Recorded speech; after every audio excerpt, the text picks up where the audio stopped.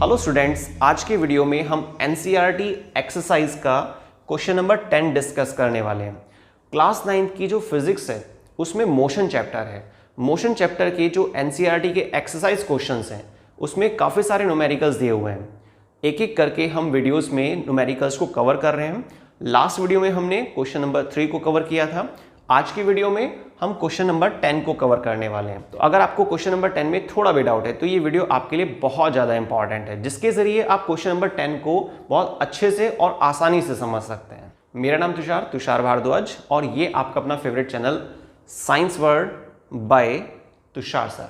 चलिए स्टार्ट करते हैं आज की वीडियो को एनसीईआरटी एक्सरसाइज क्वेश्चन नंबर 10 के साथ। सबसे पहले क्वेश्चन को समझ लेते हैं कि क्वेश्चन में क्या दिया जा रहा है, क्या वो आपसे पूछना चाह रहा है। ठीक है, an artificial satellite is moving in a circular orbit. कोई आर्टिफिशियल सैटेलाइट है जो हमारी पृथ्वी के चारों तरफ घूम रहा है सर्कुलर ऑर्बिट में, जिसका रेडियस दिया हुआ है कितना है 42250 42,250 किलोमीटर। नोट कर लेते हैं इसको। रेडियस कितना है 42250 किलोमीटर में। ठीक है, ये हमारा सॉल्यूशन स्टार्ट हो गया है। सेकंड, नेक्स्ट नंबर पे देखिए आपको क्या दिया हुआ है, कैलकुलेट इट्स स्पीड। आपको स्पीड कैलकुलेट करनी है, इसको भी नोट डाउन कर लेते हैं।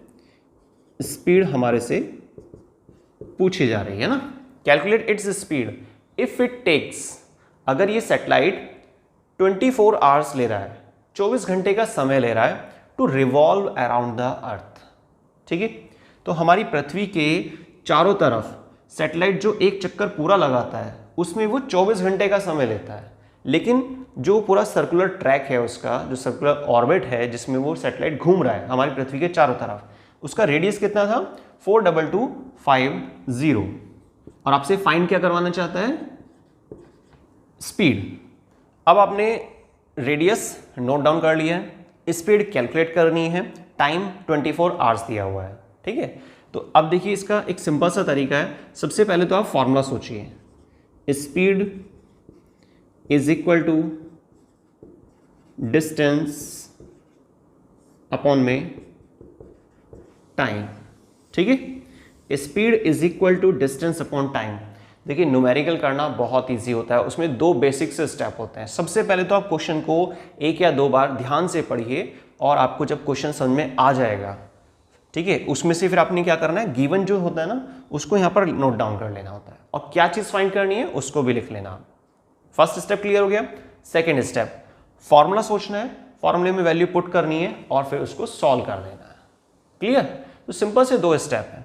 तो हमने फर्स्ट स्टेप क्लियर कर लिया है, सेकेंड स्टेप की हमारी स्टार्टिंग हो गई है, हमने फॉर्मूला नोट डाउन कर लिया है। अब हमें क्या करना है, इस फॉर्मूले में वैल्यू पुट करनी है। ठीक है, अब देखिए डिस्टेंस के प्लेस पर क्या आएगा, ये हमारी डिस्टेंस नहीं है, ये क्या रेडियस है। आपको पता है ना, जैसे चलिए डायग्राम बना लेते हैं एक छोटा सा। ये हमारी पृथ्वी है,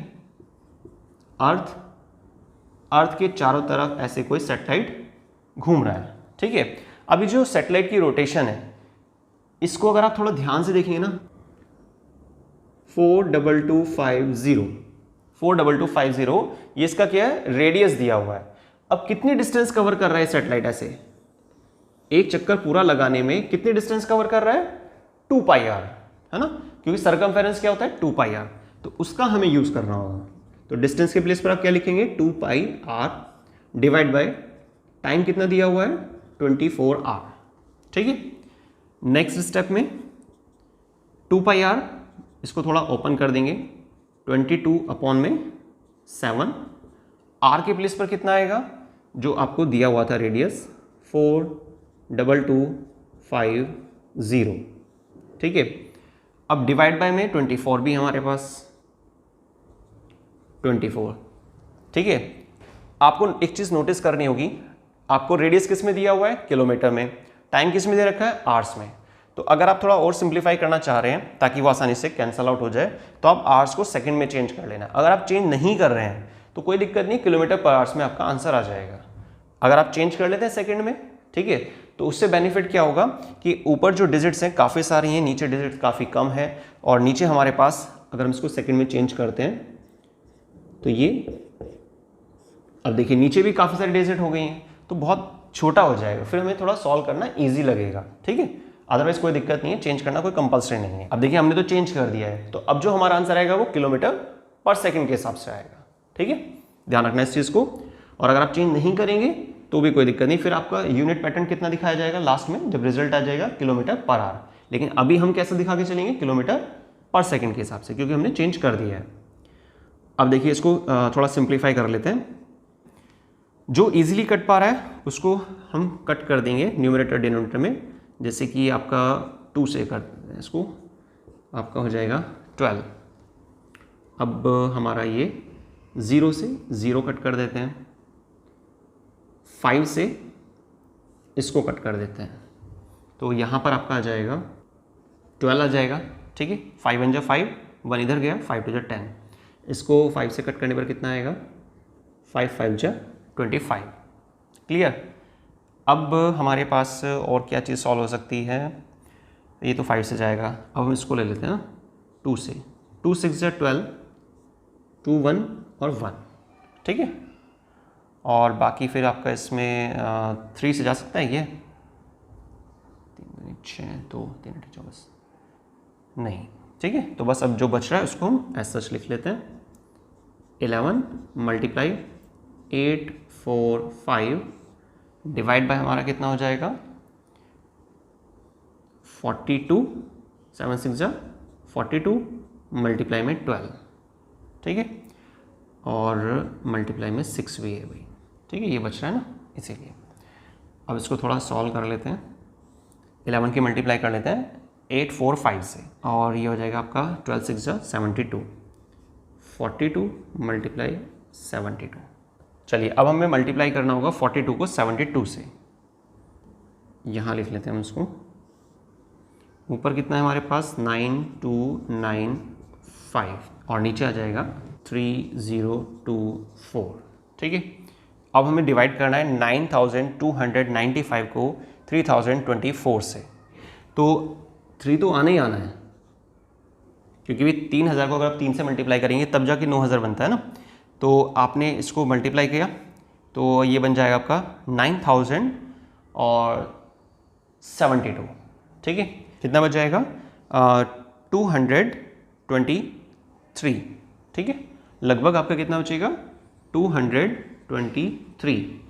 अब आपने क्या किया, डेसिमल लगाया और एक ज़ीरो ली, पर क्या इससे काम चल सकता है, नहीं, इससे काम नहीं चल पाएगा, क्योंकि 3000 से मैं डिवाइड करना है वैसे भी 3024 से, तो आपने फिर से एक ज़ीरो लेनी होगी यहाँ पर ज़ीरो लगाने के बाद।